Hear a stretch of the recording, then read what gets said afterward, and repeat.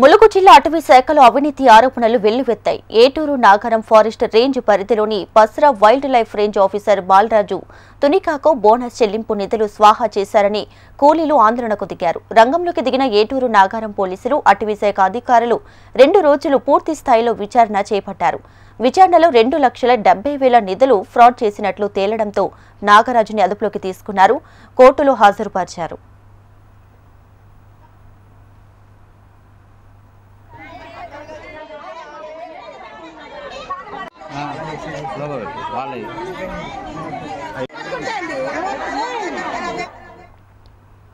రైట్గా ములుగు జిల్లా అటవీ శాఖలో అవినీతి ఆరోపణలు భారీగా వెల్లువెత్తుతున్నాయి.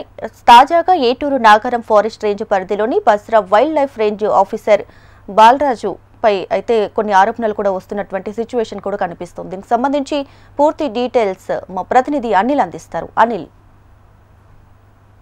వరంగల్ అంటే ఉమ్మడి వరంగల్ జిల్లాలోని ములుగు దగ్గర పస్తా వైల్డ్ లైఫ్ అటవీ అధికారిగా పనిచేస్తున్న బాలరాజు పోలీసు అరెస్ట్ చేయడం జరిగింది. ముఖ్యంగా ఏటూరు నగరం రేంజ్ ఆఫీసర్ గా పనిచేస్తున్న సమయంలో తునికాకు సేకరించి తునికాకు కూలీలకు బోనస్ చెల్లించకపోవడం మూలంగా వాళ్ళందరూ కూడా ధర్నా చేయడం జరిగింది. ఏటూరు నగరం ఎస్పీ స్వయంగా రంగంలో దిగి ఈ కేసు విచారించిన అనంతరం బాలరాజు అవినీతికి పాల్పడినట్టుగా తన నివేదికలో విచారణలో వెల్లడి కావడం జరిగింది. ఈ మేరకు ఫారెస్ట్ అధికారుల ఫిర్యాదు మేరకు అతన్ని అరెస్ట్ చేసి నిన్న కోర్టులో హాజరుపరచడం జరిగింది.